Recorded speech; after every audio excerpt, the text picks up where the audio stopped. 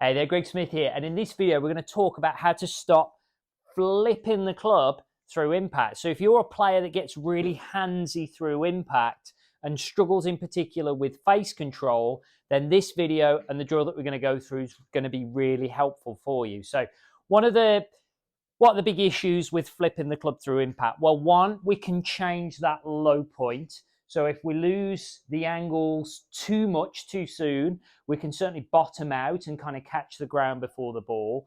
But I think a big factor is face control. So if you're very handsy, if there's a lot of forearm rotation going on in your golf swing and there's a bit of a flip going in there as well, we'll tend to find that we end up getting into these sort of positions here where the club face is very shut in that through swing position. And of course, if it's shut in the through swing position, we're probably going to see that that club face is going to be shut through impact as well. And that means we're going to get ball flights that are going to the left, hooked ball flights. Now, the one thing that I should say with this, that if you're a player who struggles with slices and kind of has the old sort of chicken wing position coming through, so this lead elbow flexes, then this video is probably not going to be helpful for you. You need to work on your playing first, and you need to work on being able to fix that position.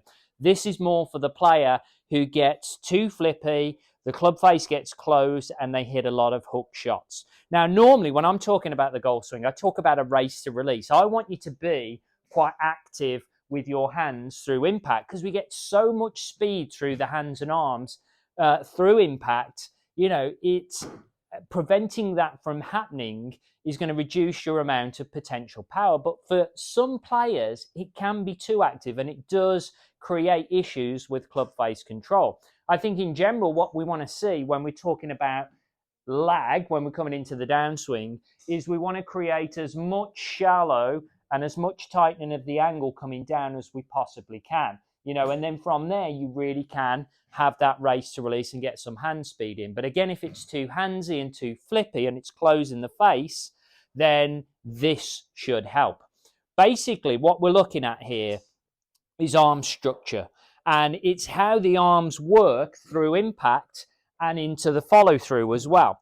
And I had a lesson that I was working with recently, and he was doing really well with his backswing plane. The downswing plane was really good, but then in that through swing plane, it wasn't matching the plane that we created earlier on in the golf swing, and it comes round to the left. It gets quite flippy, and we end up getting quite a horizontal kind of shoulder position in the follow through. And of course, that's making the hands flip and kind of shutting that club face down. What we want to see, really, if you've kind of got that flippy position, is almost the feeling that as you're coming into the downswing, this elbow is kind of pointing to the side. If it points down here, then that's going to get the hands flipping a little bit and it's going to get the club face closed. For me to change that club face position, I can simply change my elbow position. Now you can see why I said earlier that, you know, if you're a player that's got that chicken wing, then this is not going to help. It's probably going to exaggerate it. But if you're a player who's quite flippy through impact, then the feeling of coming through and almost feeling like this lead elbow is kind of pointing, not pointing down, it's kind of pointing behind you, then that's going to help you to square that club face through impact. And a really good example is someone like Jordan Spieth. If you look at his position in that through swing, he's going to be very much kind of this elbow's going that way rather than it pointing towards the ground. And that's why it almost looks like he's got a little bit of a chicken wing position. And this is something that the late, great Mo Norman used to preach when he was talking about the golf swing. And you could argue one of the reasons why he was so accurate, wasn't one of the longest hitters, but very, very straight. He talked about that his club never turned away from the target. In that through swing, it was always going towards target. The face was always pointing towards target, and that's why he'd hit the ball so straight. And obviously, you know, in the modern golf swing, we see a lot more rotation coming through here, and the club works around the body, but sometimes that can be too much. And if we get too low in the follow through, if we get too handsy, then we're going to get that flip happening through impact and the club face is going to close. So again, if you want to get that club face more square and get rid of that flipping motion, the feeling for you is going to be that that elbow is going to be less pointing down. It's going to be more to the side.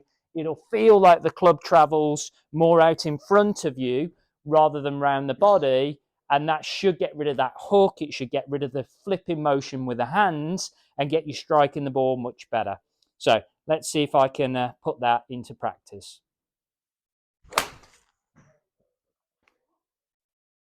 Yeah, so for me, that's become a nice little baby fade.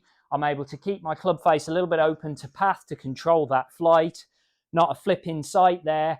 And again, no hooks happening there.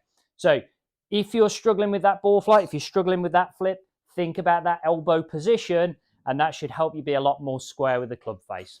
Hope you found this video useful. If you did, please give it a like and share. And you might also want to subscribe to my YouTube channel. Thanks for watching.